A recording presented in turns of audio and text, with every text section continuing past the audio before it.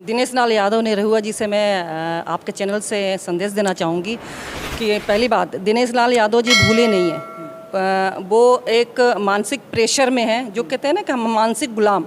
मैं कहना चाहूँगी दिनेश लाल जी से कि दिनेश लाल जी अब मानसिक गुलाम बन चुके हैं।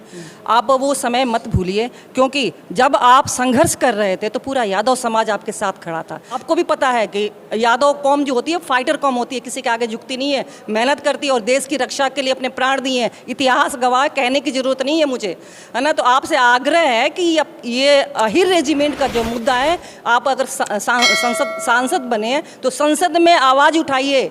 ये नहीं कि आपने राजनीति के एक पोस्ट ले लिया है तो समाज को ही भूल जाइए, हम आपको भूलने नहीं देंगे। आप सभी का स्वागत है, आप देख रहे हैं यादव ब्लॉग। मैं आपके साथ आनंद यादव। सभी को जय श्री कृष्णा।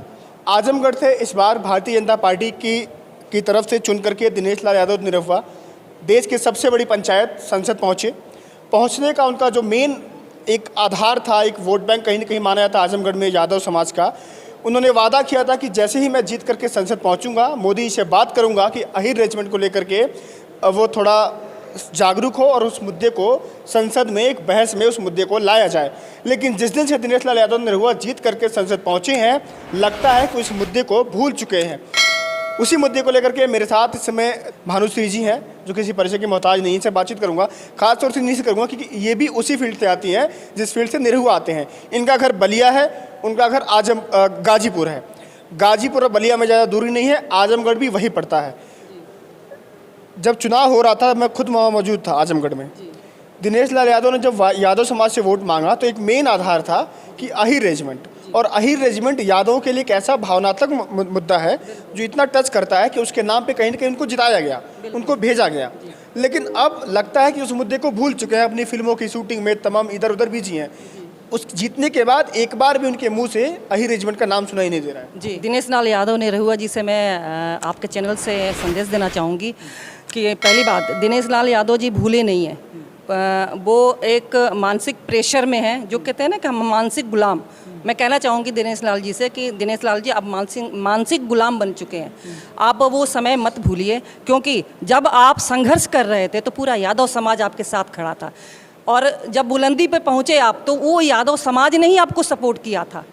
लेकिन जब राजनीति की बात आई, किसी पार्टी ने आपको सपोर्ट किया, ठीक है, चुनाव लड़ाया, आप उस बुलंदी पर हैं, चुनाव लड़ाया। लेकिन जब आपने चुनाव जीतने के लिए समाज का उपयोग किया, किस लिए? कि अहिर रेजिमेंट के लिए। आपको भी पता है कि यादव कौम जो होती है फाइटर कौम होती है, किसी के आगे झुकती नहीं है, मेहनत करती है और देश की रक्षा के लिए अपने प्राण दिए हैं। इतिहास गवाह, कहने की ज़रूरत नहीं है मुझे, है ना। तो आपसे आग्रह है कि ये अहिर रेजिमेंट का जो मुद्दा है, आप अगर सांसद बने हैं तो संसद में आवाज़ उठाइए।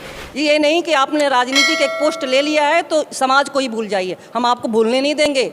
और 9 अक्टूबर तालकटोरा स्टेडियम में जो ऑल इंडिया यादव महासभा की महापंचायत होने जा रही है, आप वहाँ पर आएँ और आपको निमंत्रण भी देंगे। निमंत्रण तो नहीं कहूँगी मैं ये कि आपको निमंत्रण प्रॉपर जाएगा या प्रोफेशनली जाएगा, क्योंकि आह्वान किया जा रहा है। सभी ऑल इंडिया से यादव समाज के लोग वहाँ एकत्रित हो रहे हैं अहिर रेजिमेंट की मांग के लिए। तो आप प्लीज़ हाथ जोड़ करके आपसे प्रार्थना है कि अपने जो पहले का जो समय है वो याद करते हुए समाज के साथ आइए और समाज की आवाज़ को बुलंद करिए। जय यादव, जय माधव।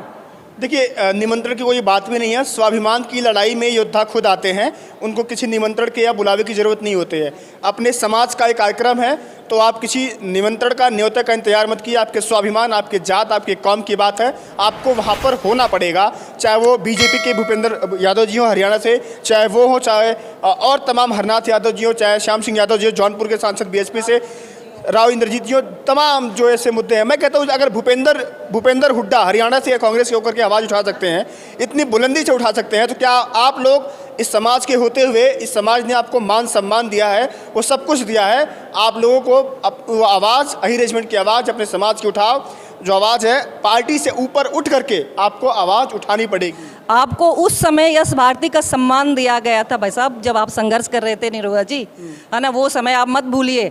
और आपको ही नहीं, यूपी के जितने अपने समाज के थे ना, उसके लिए जातिगत ठप्पा भी लगा हुआ है समाज के लोगों को। अखिलेश जी पर, मुलायम सिंह जी के लगना चाहिए। कोई परिवार अपना नहीं छोड़ता, कोई भी समाज हो अपने परिवार को नहीं छोड़ता।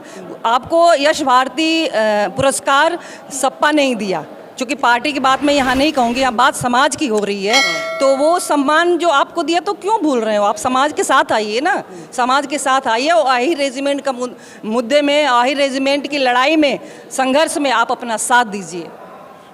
दूसरे जो भूपेंद्र यादव जी हैं, बीजेपी के मंत्री भी, केंद्रीय मंत्री भी हरियाणा से आते हैं, उनको कुछ इनवाइट कीजिए आप।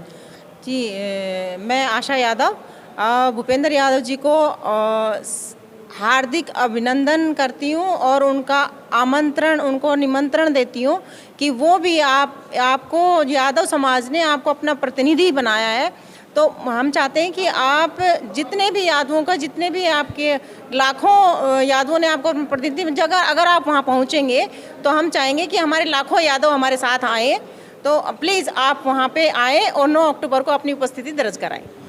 9 अक्टूबर को दिन रविवार है, ताल कटोरा स्टेडियम दिल्ली में, जो नियरेस्ट मेट्रो स्टेशन है आर के पुरम पड़ता है। अगर आप ताल कटोरा आकर दिल्ली में पूछेंगे तो कोई भी बता देगा आपको कहाँ पड़ता है। अपने समाज के जितने भी लोग देश की सबसे बड़ी पंचायत संसद में पहुँचे हैं, सभी से हाथ जोड़ करके इन महिलाओं की तरफ से, मेरे तरफ से, पूरे यादव समाज की तरफ से आपको निमंत्रण है। पार्टी को साइड में रखिए अभी उस दिन के लिए, पार्टी से ऊपर उठ करके समाज के लिए, अपने स्वाभिमान के लिए मत भूलिए। कहीं ना कहीं जो आप सांसद बने हैं आप लोग, उसमें 27% जो ओबीसी वाली बात है ना, उसमें बहुत बड़ा योगदान है उसका। उस आपको अकेले बैठ के कभी सोचेंगे तो आपको याद आएगा कि कहीं ना कहीं आरक्षण जो मंडल कमीशन है, बहुत बड़ी आपके उन्नति में, आपके समाज की उन्नति में, जो इस समय आप कुर्सी पर बैठते हैं, हक से अपनी आवाज़ उठाते हैं, उसमें बहुत बड़ा योगदान है। उसके लिए हमारे पुरखों ने अपनी जूतियाँ घिसी।